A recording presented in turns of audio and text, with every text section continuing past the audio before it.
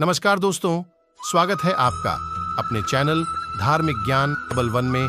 आपसे रिक्वेस्ट है कि वीडियो को अंत तक जरूर देखें। वीडियो पसंद आए तो लाइक करें, साथ ही दोस्त, रिश्तेदार में शेयर एंड सब्सक्राइब जरूर करें। इससे हमें वीडियो बनाने का मोटिवेशन मिलता है और इस तरह की सच्ची धार्मिक ज्ञान की बातें लाते रहेंगे। आज हम श्री शिवाय दोस्तों, 31 जुलाई 2024 बुधवार को है सावन मास की पहली एकादशी, कामिका एकादशी। दोस्तों, इसी दिन किया जाने वाला एक हल्दी दीपक वाले उपाय आप लोगों को जरूर करना चाहिए, क्योंकि दोस्तों यह एक ऐसा उपाय है जो कि हर कभी नहीं किया जाता है। देखिए, यह दिन इतना खास होता है, इतना महत्वपूर्ण होता है। देखा गया है कभी कभी बड़े बड़े पूजा पाठ अनुष्ठान से जो मनोकामना नहीं होती है, वह एकादशी के दिन एक छोटे से उपाय करने से ही आपकी मनोकामना पूरी हो जाती है। और बहुत सारे लोगों ने इस उपाय को किया भी है और उनको इस उपाय को करने का फल भी जरूर मिला है। अगर आप लोग भी इस उपाय को कामिका एकादशी के दिन करना चाहते हैं तो आप इस उपाय को पहले अच्छे से समझ लेना, सुन लेना, उसके बाद करना। आपको इस उपाय का फल जरूर मिलेगा।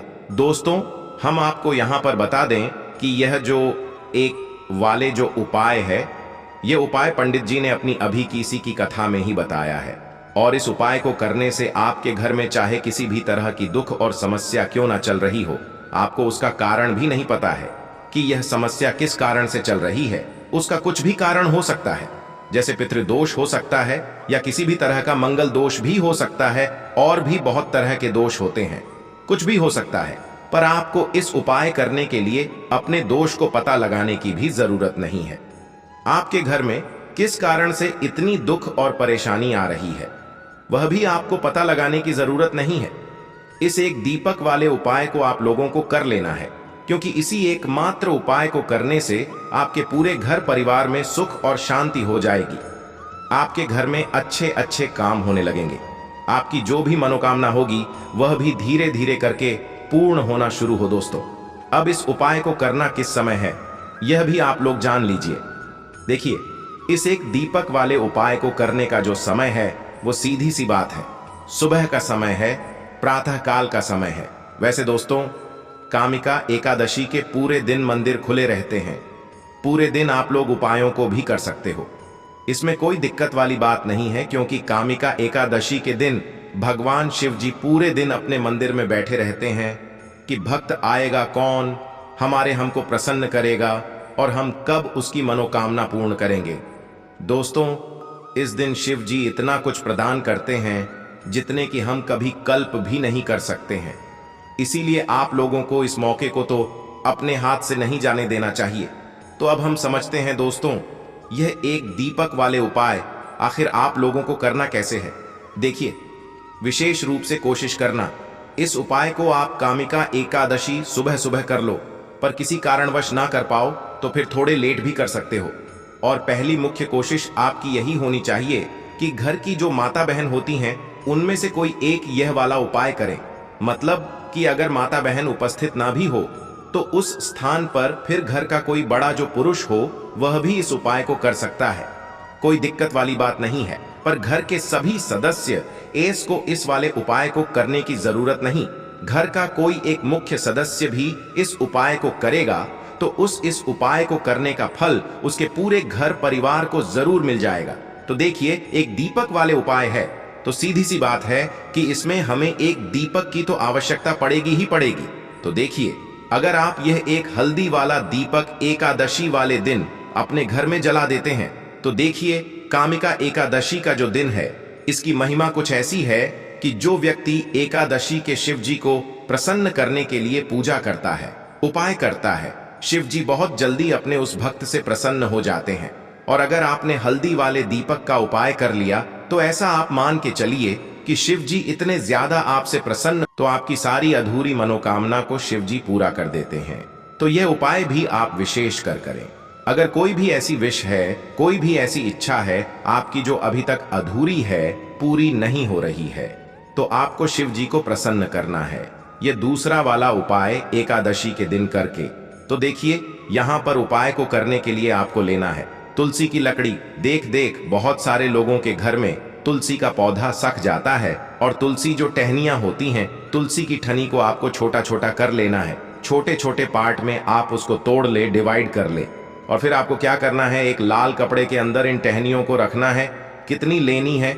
आप 2 ले सकते हैं, 5 ले सकते हैं, 11 ले सकते हैं। अगर 11 की संख्या हो तो बहुत उत्तम है। अब आपको क्या करना है, लाल कपड़े के अंदर रखना है और इसकी छोटी सी पोट आपको बना लेनी है। अब सबसे पहले आपको क्या करना है, इस पोटली को शिव जी के मेन स्पर्श करना है, उनके चरणों से स्पर्श करना है। इसके बाद आपको यह पोटली अपने घर में या तो अपने घर के मुख्य दरवाजे पर आपको इसको टांगना है। अंदर की तरफ टांगे, बाहर की तरफ नहीं। या फिर इसे आप अपने घर के मंदिर में एक तरफ रख देंगे। देखिए, जब भी आप तुलसी की टनी जो होती है उन्हें अपने घर में कहीं पर भी रखते हैं और शिव जी से प्रार्थना करते हैं कि मेरी यह विश है, मेरी यह मनोकामना है, बहुत लंबे समय से अधूरी, मेरे जीवन में निर्धनता है, गरीबी है, मेरे घर में सुख समृद्धि नहीं है, मेरे घर में क्लेश है। तो जिस तरह की भी आपकी समस्या होती है, जो भी आपकी मनोकामना होती है, उसे शिव जी पूरा कर देते हैं और आपकी जीवन की निर्धनता और गरीबी तो कोसों आपके जीवन से दूर हो जाती है। जब भी आप तुलसी की लकड़ी का यह छोटा सा उपाय कर लेते हैं, एकादशी के दिन एक चीज आपको बिल्कुल ध्यान रखनी है कि तुलसी का पौधा अगर आपके घर में सूख गया है, तब आपको एकादशी के दिन उसकी लकड़ियों को न डालना है, क्योंकि एकादशी के दिन तो तुलसी की पत्तियों को भी नहीं तोड़ा जाता है। यह चीज विशेषकर आपको ध्यान रखनी है। तो पहले से ही आप तुलसी के पौधे की अगर आपके पास टहनियां हैं, तभी यह उपाय आप करें। दूसरी चीज कि जिनके घर में तुलसी का पौधा हरा भरा है, बहुत सारे लोगों के पौधे सूख गए झाड़ों में, लेकिन बहुत सारे लोग बहुत अच्छे से रखते हैं और किसी किसी के घर में तुलसी का पौधा सूखता नहीं है। तो उन्हें क्या करना है, उन्हें तुलसी के 2 पत्ते लेने हैं। तुलसी के 2 पत्ते लेने हैं और आपको जब भी शिव जी को भोग लगाते हैं, वैसे आप लगाते ही हैं हर बार अपने घर में तुलसी के पौध पत्तों के साथ, लेकिन एकादशी के दिन विशेषक आपको तुलसी के 2 पत्ते शिव जी को उनके भोग में अर्पित करने हैं। जो भी आप उन्हें भोग लगाते हैं, जिस चीज का भी, उसके साथ आपको तुलसी के 2 पत्ते जरूर शिव जी को अर्पित करने हैं। एक चीज ध्यान रहे, भूल कर भी आपको इस दिन चावल खाने नहीं है और चावल का भोग भूल कर भी आपको किसी भी देवी देवता को नहीं लगाना है, क्योंकि चावल खाना इस दिन महापाप होता है। ऐसा बिल्कुल भी ना करें, भूल कर भी आपको यह चीज नहीं करनी है। तो देखिए, जब भी आप तुलसी के 2 पत्ते शिव जी को अर्पित करते हैं, उनके भोग में उन्हें देते हैं, तो इससे क्या होता है कि शिव जी आपसे बहुत ज्यादा प्रसन्न हो जाते हैं और आपके जीवन के चाहे जिस तरह के भी दुख हो, फिर आप अपने जीवन के वो दुख अगर शिव जी से कहते भी नहीं, आपके बिना कहे ही आपके जीवन के सारे को वह दूर कर देते हैं। चलिए अब बात कर लेते हैं, एक छुटकी हल्दी डालकर दीपक आपको कहां पर लगाना है, उपाय को कैसे करना है और कैसे यह एक छुटकी हल्दी वाला दीपक आपके जीवन की निर्धनता को तो दूर कर ही देगा। मां लक्ष्मी की ऐसी कृपा आपके ऊपर बरसेगी कि आने वाली 7 पीढ़ियों को भी ना धन की कमी नहीं होगी। इतना ज्यादा शिव जी आपसे प्रसन्न हो जाते हैं। इस एक उपाय को करके पहली चीज आपको बता दें कि हल्दी जो है, यह आपके जीवन में बहुत सारी अच्छी अच्छी चीजों को लेकर आती है, जैसे कि पैसे को बढ़ाने का काम करती है और आपके घर में धन आने के स्रोत अगर बंद हो गए हैं, धन आने का रास्ता अगर आपके घर में बंद होता जा रहा है, उसे खोल देती है, क्योंकि आपके घर की नेगेटिव एनर्जी है, नकारात्मक ऊर्जा है, बुरी शक्तियां हैं, इन सारी चीजों को हल्दी दूर कर देती है, क्योंकि जहां पर हल्दी होती है वहां पर ये सारी चीजें रहती ही नहीं है। तीसरी चीज शिव जी से जुड़ी है, तो शिव जी आपसे तुरंत प्रसन्न हो जाते हैं। जब भी आप हल्दी का कोई उपाय करते हैं, तो आपको पीसी हुई एक छुटकी हल्दी लेनी है और यह एक छुटकी पीसी हुई हल्दी आपको दीपक के अंदर डालनी है। शुद्ध देसी घी का दीपक आप तैयार करेंगे, गोल बाती लगाएंगे और फिर उसके अंदर एक छुटकी हल्दी आपको डालना है। अब देखिए, यह हल्दी वाला दीपक आपको लगाना कहां पर है। यह दीपक अगर आपके घर में तुलसी जी का पौधा हरा भरा है और कुछ भी नहीं करना है, यह उपाय आप करके देख लीजिए। आपके जीवन की जो निर्धनता बहुत जल्दी आपके जीवन से दूर हो जाएगी। एक चीज और आपको ध्यान रखनी है कि जब भी आप दीपक तुलसी जी के पौधे के पास लगाएंगे, आपको जमीन पर दीपक नहीं रखना है। थोड़ी सी फूल की पंखुड़ियां रख लें या फिर कोई प्लेट रख लें। चावल आपको नहीं रखना है एकादशी के दिन, क्योंकि वैसे तो आप चावल रख सकते हैं, लेकिन एकादशी के दिन आपको चावल के नीचे नहीं रखना है। तो इस तरह से जब आप उपाय करते हैं, पूजा पाठ करते हैं, पूरी सच्ची श्रद्धा के साथ करते हैं, श्री हरि विष्णु के ऊपर विश्वास रख करते हैं, तो आपकी जितनी भी मनोकामनाएं होती हैं, ना जितनी भी निर्धनता होती है, उसे श्री हरि विष्णु दूर कर देते हैं और हमेशा आपके जीवन में, आपके घर में मां लक्ष्मी वास करती है। अब जल्दी से बात कर लेते हैं तीसरे उपाय की। तो तीसरा उपाय जो आपको बताने जा रहे हैं, इस उपाय को अगर आपने कामिका के दिन कर लिया तो मान के चलिए घर घर में गरीबी आपके चाहे कितनी भी ज्यादा हो सर, पर चाहे कर्जा हो गया हो, धन आपको लोगों से उधार लेना पड़ रहा हो, आपके घर का, आपके सर का सारा कर्जा दूर हो जाएगा, घर की सारी निर्धनता, गरीबी दूर हो जाएगी और आपके घर में माता लक्ष्मी का वास होगा स्थायी रूप से। स्थायी रूप का मतलब है माता लक्ष्मी कभी भी फिर आपके घर को छोड़कर नहीं जाएंगी। तो बहुत ही सरल उपाय है। आपको करना क्या है, आपको कामिका एकादशी के दिन क्या करना है, आपको खीर बनानी है। कामिका एकादशी के दिन खीर बनानी है और अगर आपके पास थोड़ा सा इलायची है तो आपको क्या करना है, वो इलायची खीर में डालनी है, उसके दाने खीर में डालने हैं।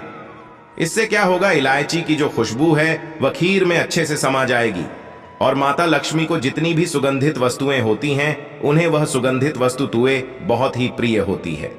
माता स्वयं चल करके उस घर में आती है। जो व्यक्ति सुगंधित कोई भी वस्तु का पाए, माता लक्ष्मी की पूजा में कर लेता है। तो जब यह खीर आप बनाएंगे शाम के समय में, अपने घर में पूजा करेंगे और माता लक्ष्मी को आपको यह इलायची वाली खीर अर्पित करनी है। ये उपाय इतना अचूक है, जो व्यक्ति इस उपाय को कर लेता है, उसके घर की चाहे कितनी भी बड़ी क्यों ना हो, उसके घर में चाहे कितनी भी गरीबी क्यों ना हो, उस बड़ी से बड़ी को और गरीबी को भी दूर होने में समय नहीं लगता है, क्योंकि इतना ज्यादा अचूक उपाय है। यह इलायची वाली खीर का माता लक्ष्मी समझो तुरंत की तुरंत प्रसन्न हो जाती है। जो व्यक्ति कामिका एकादशी के दिन इलायची वाली खीर माता लक्ष्मी को अर्पित कर देता है, तो अगर आपकी भी कोई ऐसी विश है, मनोकामना है, धन से जुड़ी समस्याएं हैं, तो आप कामिका एकादशी के दिन अपने घर के मंदिर में माता लक्ष्मी को खीर का भोग जरूर लगाएं। तो आज की वीडियो बस इतना ही। बहुत अच्छे से उपाय आपको समझाने का, बताने का प्रयास किया है। अगर उसके बाद भी आपको कुछ पूछना हो तो आप कमेंट सेक्शन में पूछ सकते हैं। कमेंट सेक्शन में आपको लिखना है पूरी सच्ची श्रद्धा के साथ, जय माता लक्ष्मी। तो देखिए, जब आप जय माता लक्ष्मी लिखेंगे ना, तो आपकी जो दिल की आवाज है, जो आपकी प्रार्थना है, वह मां लक्ष्मी तक जरूर पहुंचेगी। लिख कर देख ले, क्या पता माता लक्ष्मी आपकी एक को इस तरह से सुन ले कि आपके घर में वह आ जाए और कभी भी आपके घर में फिर निर्धनता ना रहे। तो चलिए अब जल्दी से बात कर लेते हैं, अपने लास्ट उपाय की कौन सा है। वह लास्ट उपाय जो आपको पूर्णिमा के दिन जरूर ही करना चाहिए। देखिए, इस दिन पूर्णिमा के दिन स्नान और दान का बहुत ही ज्यादा महत्व होता है।